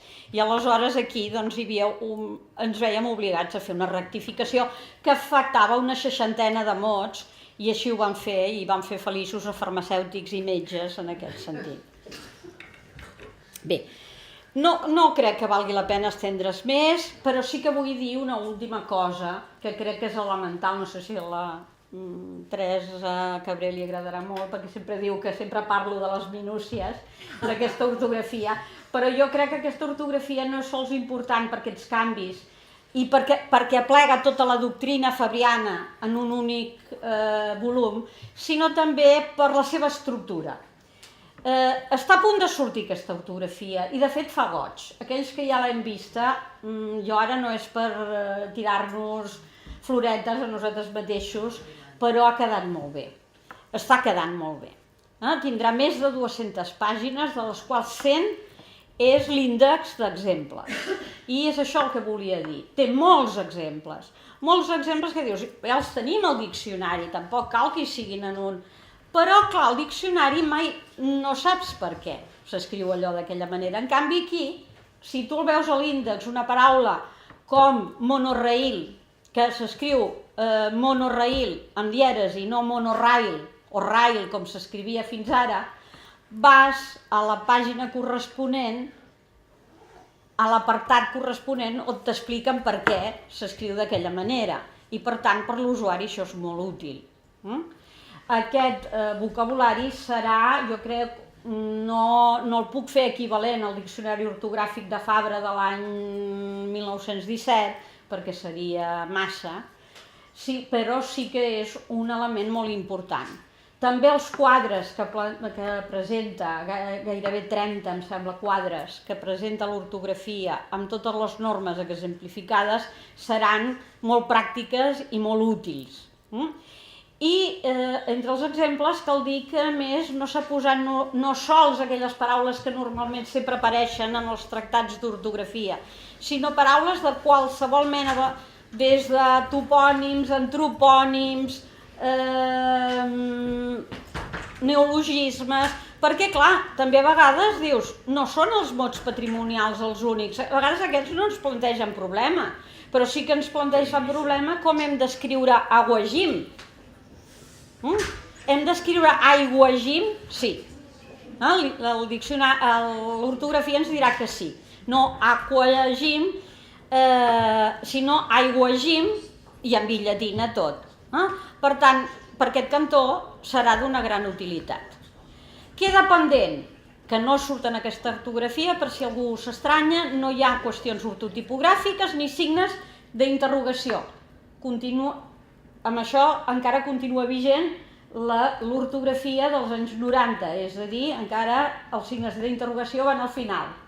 Que no vol dir que no es puguin escriure al començament, és a dir, no ens hem pronunciat del tot.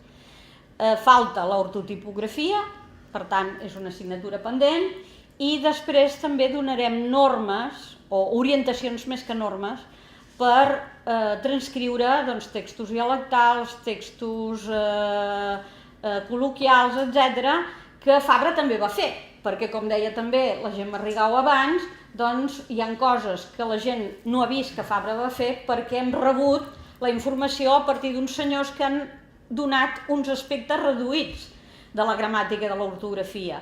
Però l'ortografia fabriana ja preveia escritures col·loquialitzades i crec que ara és el moment de fer-les visibles per tots aquells que no les coneixen i, si cal, ampliar-les. Però això és una cosa pendent. Bé, gràcies per escoltar-me amb tanta atenció i si voleu preguntar alguna cosa ja ho farem, no sé si està previst.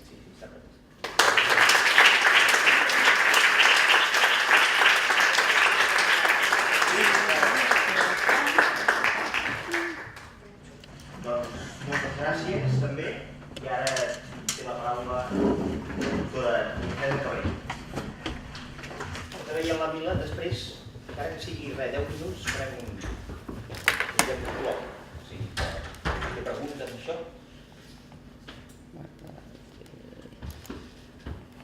Que heu dit que estava... Ah, sí, molt bé.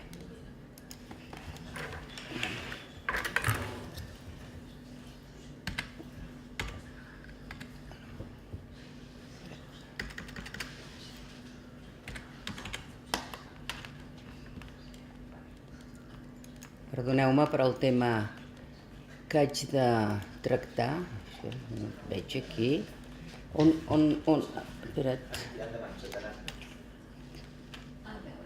Va, vaig aquí, vale.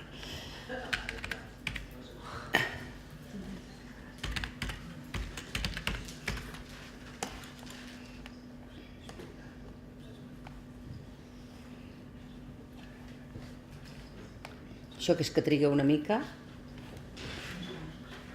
Marxós. Pot ser que hi hagi un punt més.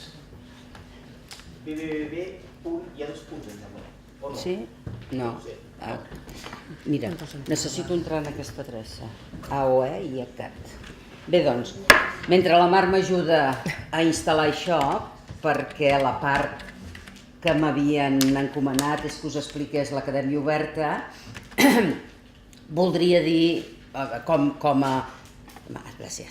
Voldria dir com a preàmbul que, de fet, sobretot de cara als estudiants, que quan es pensa quina és la idea que nosaltres tenim del que són les acadèmies de la llengua, sempre ens ve una imatge molt carrinclona, molt encarcarada, molt encotillada, com unes institucions del passat que no serveixen, etc.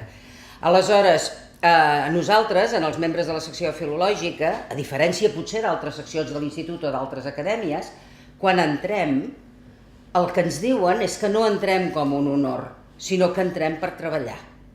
I és així, ho saben les col·legues que han entrat posteriorment a mi, però jo encara soc de l'època Aramon, que em va dir, nena, has de treballar molt, fent així com feia paternalísticament. Ara no diem això, però immediatament ens donen una responsabilitat, una tasca de treball. Per tant, nosaltres podem dir, jo penso que amb orgull, que pertany a la secció filològica vol dir tenir una determinada responsabilitat i activitat amb la llengua. I com us dic, ens enorgulleix això i esperem sobretot poder-ho fer visible.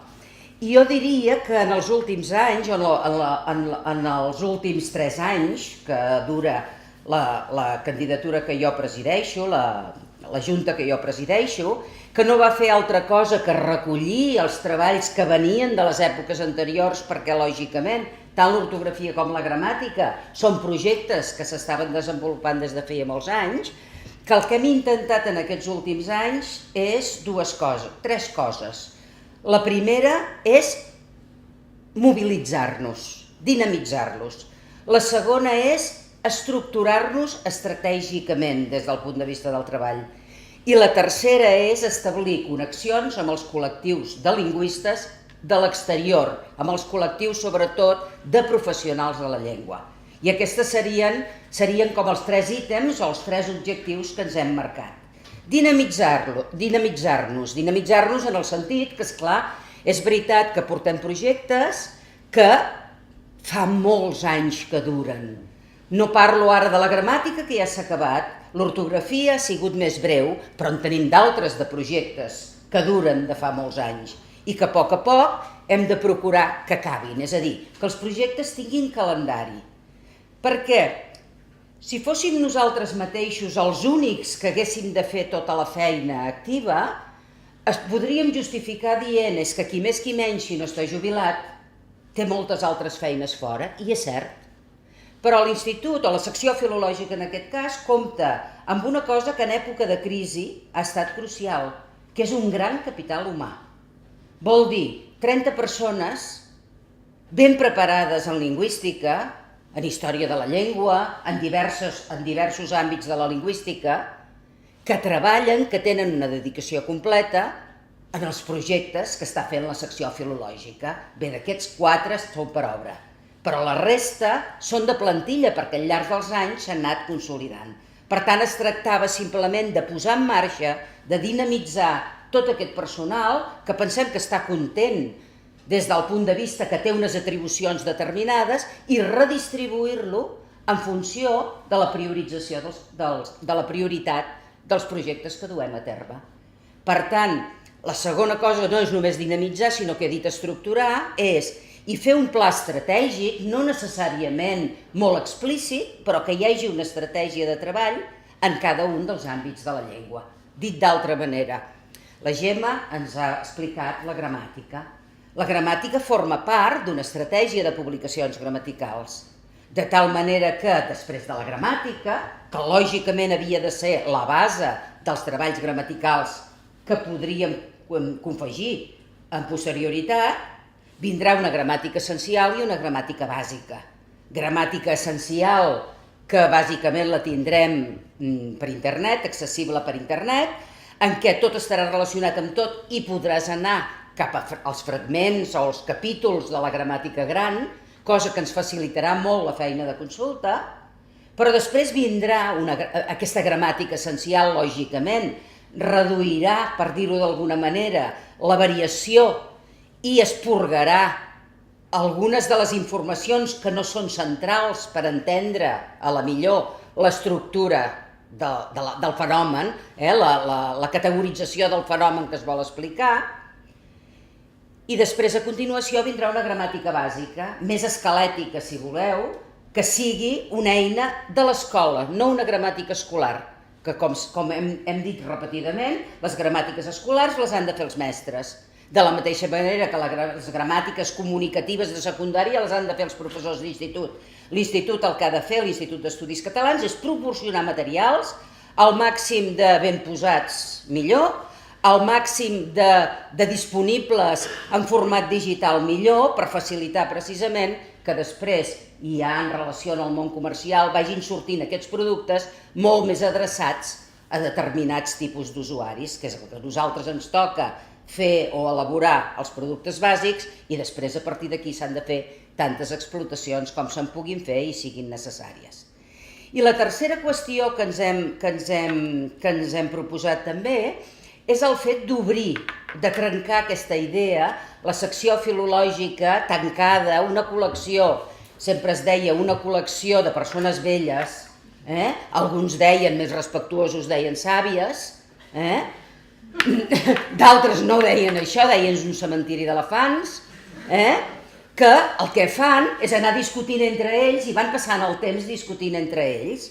Bé, no sé si aquesta és la imatge que donem, però en tot cas la volíem trencar i la primera cosa que vam fer per trencar-la, i haig de dir que no només ho hem fet per raons de trencar aquesta imatge, sinó també per raons estratègiques que a nosaltres ens interessen com a secció filològica, és obrir els treballs de la secció filològica en aquells 3 col·lectius que considerem que formen part de la construcció de l'estàndard i la difusió de la normativa. Els ensenyants, d'una banda, els responsables lingüístics dels mitjans i els escriptors i traductors. Per tant, aquests 3 col·lectius han estat objecte d'especial interès en aquest sentit. Ens hem reservat, per dir-ho d'alguna manera, la interlocució directa i la manera que ens va semblar més adequada per establir-hi una connexió que no fos efímera, que no fos un dia reunir-los a l'institut i parlar-ne i presentar-los la gramàtica, sinó que tingués una continuïtat, que mantingués aquesta connexió, mantingués una dinàmica permanent, és a través de plataformes. I aleshores això és el que m'han demanat que us expliqués. Hem obert 3 plataformes, que es diu, el projecte en conjunt es diu l'Acadèmia Oberta, i per tant l'Acadèmia Oberta als mitjans, l'Acadèmia Oberta als escriptors i traductors, que ha estat la darrera, i l'Acadèmia Oberta als ensenyants. Aleshores, l'Acadèmia Oberta als mitjans la vam obrir ara farà 2 anys ja. I per tant ja tenim alguns resultats. I aquests resultats s'han traduït, la Mila ha dit una cosa que és rigorosament certa, és per raons diverses, que també ara no venen al cas, podem dir que l'acabament de l'ortografia no s'havia d'ajuntar amb l'aprovació de la gramàtica, però per raons que no venen al cas doncs es van ajuntar. Aleshores, així com la gramàtica, la recepció de la gramàtica, la recepció social de la gramàtica, l'havíem preparada a través de l'Acadèmia Oberta, fent primer reunions amb els ensenyants de totes les unitats, bàsicament de secundària i de primària, de totes les unitats en què està estructurada la Direcció General d'Ensenyament i a les Illes Balears. València no ho vam tocar, encara, també per raons òbvies, però si voleu després en parlem. Però el que vam fer va ser preparar, és a dir, explicar què era la gramàtica, com era aquesta gramàtica, que no sorprengués aquesta gramàtica, perquè com molt bé ha mostrat la Gemma, ni ens ha de fer por, ni hem de pensar que és una gran transgressió presentar la norma d'una manera diferent. Sortosament, la sociolingüística ha aportat molt per matisar el concepte de norma, aquest concepte de norma basada en la descripció. Per tant, es va fer tota una preparació de la recepció de la gramàtica i no vam tenir temps de fer la recepció de l'ortografia, que probablement ens hauria anat bé.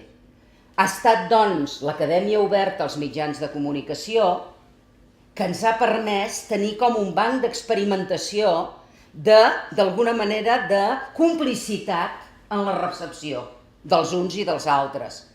I, lògicament, les crítiques són benvingudes, cadascú pot dir el que pensa d'un fenomen, de l'enfocament de qualsevol cosa, però hem tingut l'oportunitat de canviar informació i de parlar-ne amb els responsables dels mitjans de comunicació.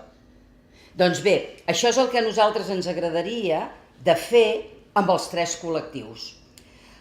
L'últim col·lectiu no en puc dir res encara perquè tot just fa un mes i mig que l'hem obert, d'acord amb l'Associació d'Escriptors de Llengua Catalana, hi ha un moderador, però en realitat es tracta, tant en el cas de cada col·lectiu, de 3 espais web, en què s'hi troba tota la informació de la secció filològica per respecte al col·lectiu determinat. No pot ser que un col·lectiu tan implicat en la llengua d'un tipus o d'un altre rebi les notícies o la informació de l'institut, de la part de l'acadèmia de l'institut, per la premsa. No pot ser.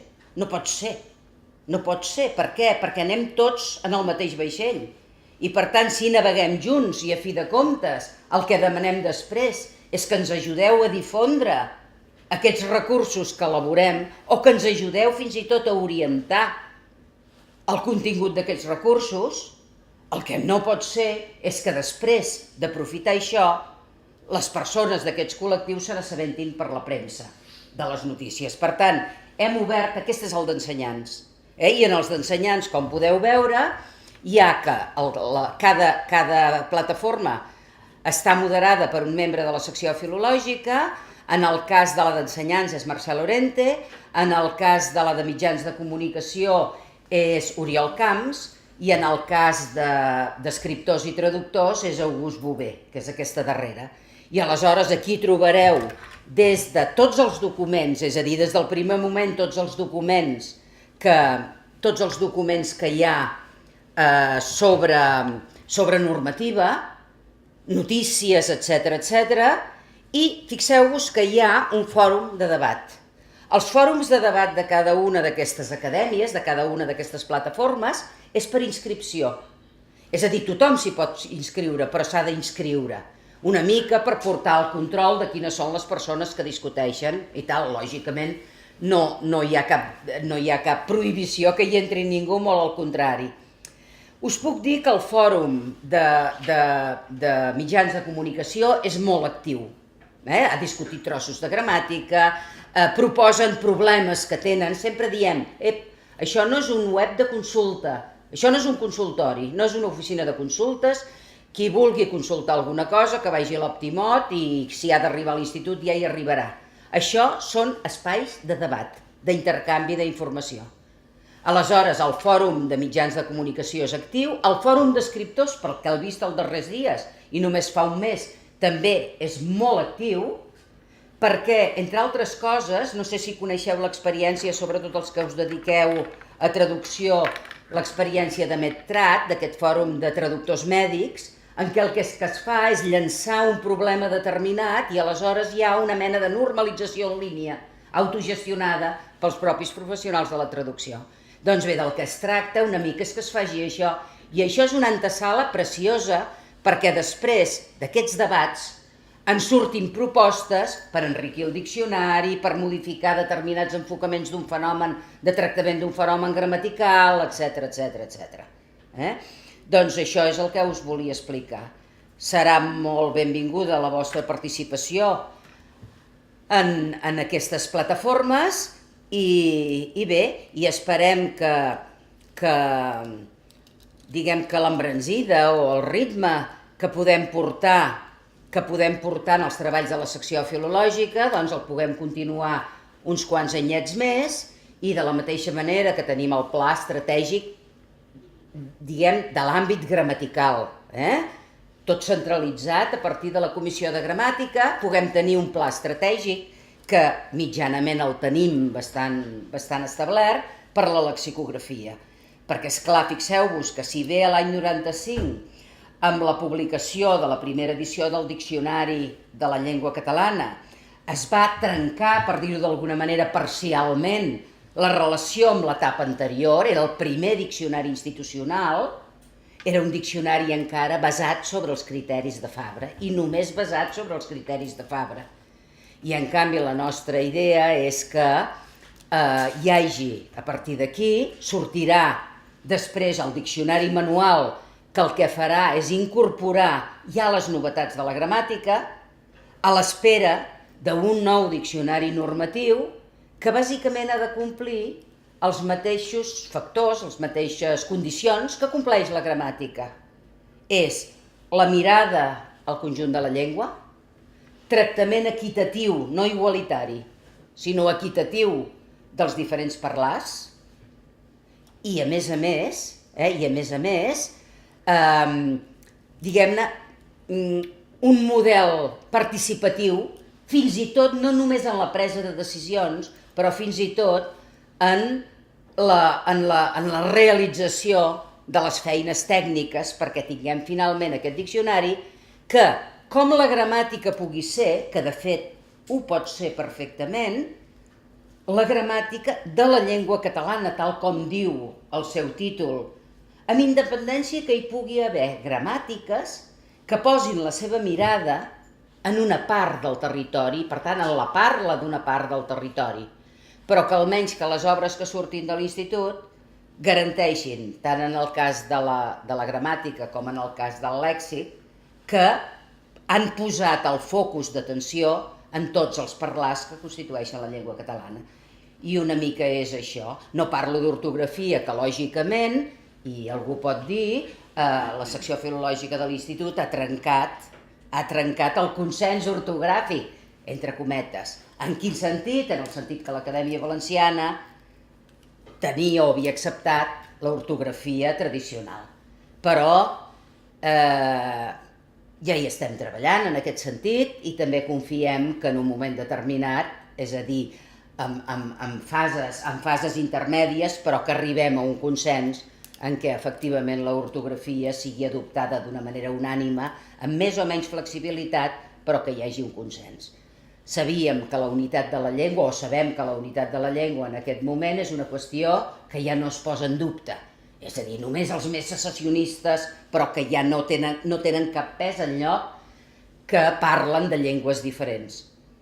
Però si està garantida, és veritat, la unitat de la llengua, el que no està tan garantit és la integritat de la llengua i sobretot el tractament normatiu o un tractament unitari de tot el que és la pluralitat dels parlants.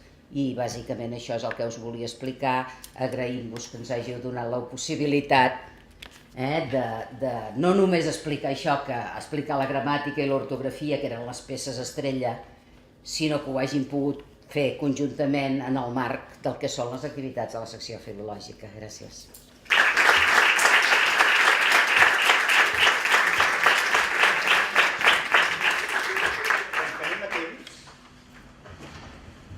Obriré un debat. Penseu una cosa, i va als estudiants, tot i que han dit que són obres institucionals i no són obres personals, penseu, ara faré una exageració, però penseu que teniu a davant a Nebrija. No. I teniu a davant Pompeu Fabra i teniu a davant Lorenzo Val. O sigui que, pregunteu. Deixeu dir una cosa. Teniu a davant, ja ho sé, com que les coneixem, com que som, clar, a Nebrija allà al segle XVI, però també va fer una gramàtica. Per tant, hi va haver algú que va fer una gramàtica. Per tant, feu preguntes. Sí, em deixeu dir una cosa. És veritat que jo tinc al costat la senyora Nebrija, perquè fa uns anys que feia classes en una aula a Sant Cugat que es deia Nebrija i els estudiants es pensaven que la professora es deia Nebrija. Però veus, ja els estudiants anaven mal encaminats.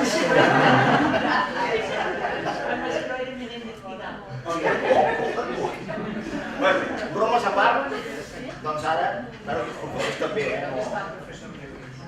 si us ha suggerit alguna cosa, algú...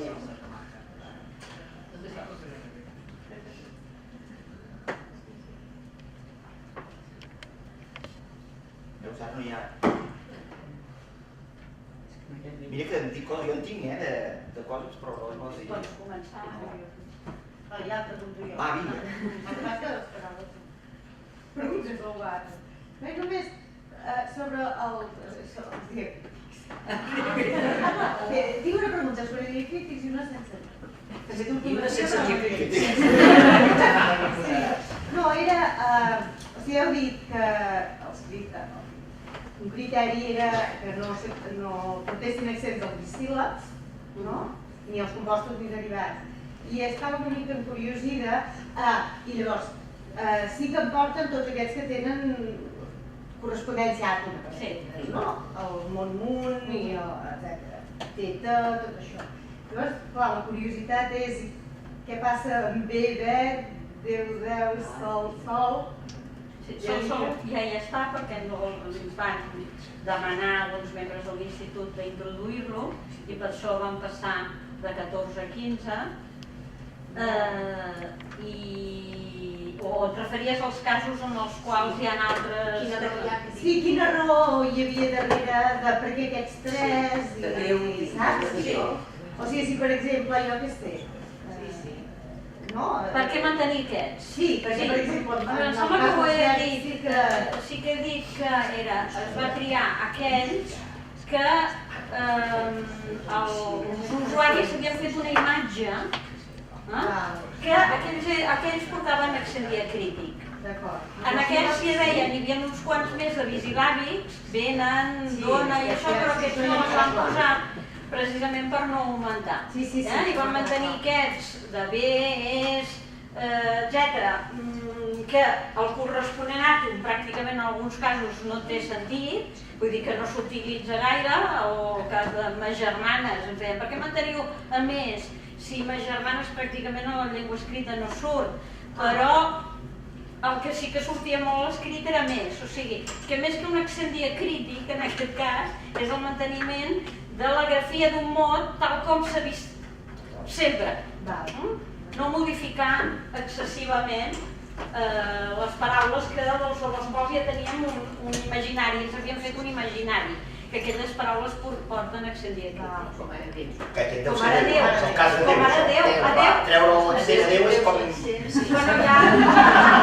Aviam, hem de pensar que les decisions es prenen. Dit que éreu laics o laics. Ho vam intentar, de treure la Déu. No, però què? Però...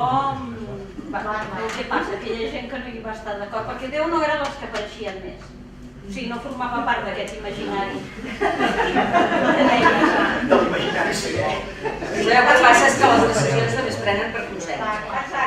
I per què no hi ha barco al diccionari? I hi ha caldo al diccionari? Doncs perquè hi va haver una objecció de consciència.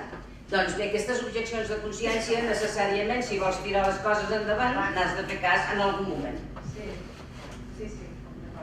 Era més curiositat, I l'altre que tenia era els casos aquests de la també l'ortografia, els mots aquests que comencen per R inicial, com amb precedits de prefix o que sigui, suposo que prerequisit, llavors s'ha d'escriure amb dues R's? No. Només el cas A i co. I co. I llavors, i la pregunta llavors és... Per si hi ha més no. Exacte. M'ho he deixat d'explicar. Perquè això jo ja em feia sempre l'explicació, l'autoexplicació. Això ens ho va demanar l'oficina de gramàtica, que ho tinguéssim en compte, ho vam estudiar, vam veure que mentre que en un cas el nombre de mots era molt reduït, en el cas de S el nombre es disparava de mots afectats per aquesta rectificació, si és que havíem de rectificar, i a part no hi havia un problema de lectura. És a dir, que mentre que en el cas de R tothom pronunciava S sorda, no hi havia intents de fer S sonora entre els parlants, predominava això és interessant de fer un estudi, però vam fer consultes i era evident que no hi havia pronúncies sonoritzades. Llavors vam decidir mantenir-ho tal com estava, perquè passés més una norma petita, que era més els casos en els quals s'havia demanat. No hi havia grans demandes d'escriure associar amb doble S, per exemple. En canvi, radicar sí que ens ho havien dit. Radicar. Associar és molt més transparent. Exacte, sí. Exacte, es veia molt. I arrítmia la gent tampoc no veia que això era un prefix en baix, no? Perquè arrítmia no existia, o sigui que era més fàcil.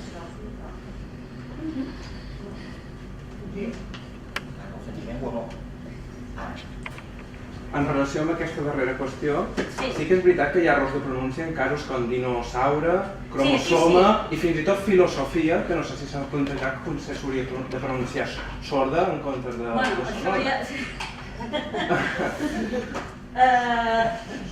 Bé, el de dinosaure sí que es va plantejar perquè hi ha això, la pronúncia sonora del terme, però tampoc hi havia una pronúncia majoritàriament en aquest sentit que portés a admetre una grafia amb doble S, diríem. Aleshores ho vam deixar tal com estava. També va ser una decisió de la comissió d'ortografia majoritària. I per tant ja no va passar ni a la filològica perquè ja el propi grup ja va desestimar la modificació.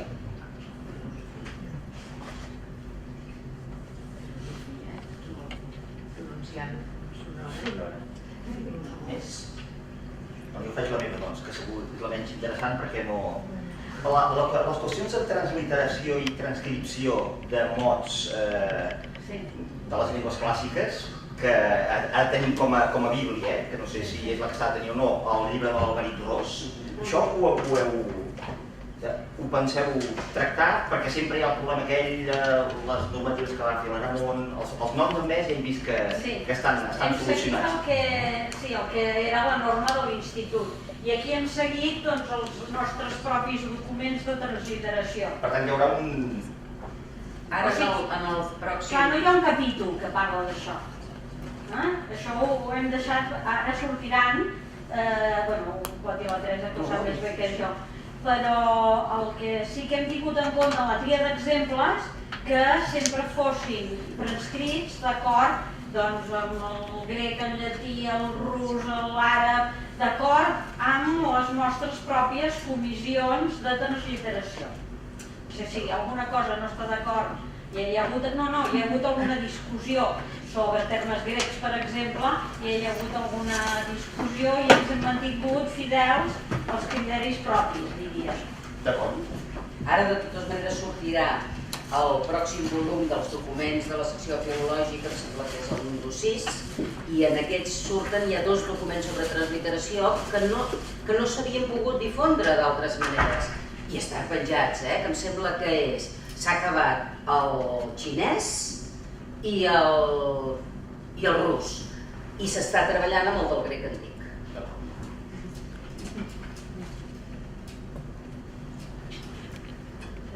Més? Puc fer-vos un repte? No, dieu que no, ja ho sé. Puc dir a veure si la Facultat de Ciències acceptaria una sessió d'aquestes? Li puc proposar al degà? Mentre em facis tant la Mila, que sempre les preguntes són per Però ella. com si voleu igual. Jo les faig molt bé amb la Mila. Però no m'ha dit que no. Ara ella no ho sé. Perquè jo trobo que això... No, ja dic... No dic que totes les facultats al campus, perquè no... Però jo trobo que una sessió d'aquestes podria haver-hi fins i tot públic. Llavors hauria de fer tots els termes aquests científics que tens. Sí? I me'ls hauria de ser. Puc fer-ho? Sí. Doncs no. Si ella no necessita... Si m'ho proposo ho farem, per tant, ja podeu començar a reservar la gent. Ai, però no cal que expliqui la creia oberta perquè no hi toca. No, però podem dir que estem creant una comissió tècnica de terminologia de l'institut en què hi participaran totes les seccions. Molt bé, vam explicar aquest projecte. Doncs un aplaudiment.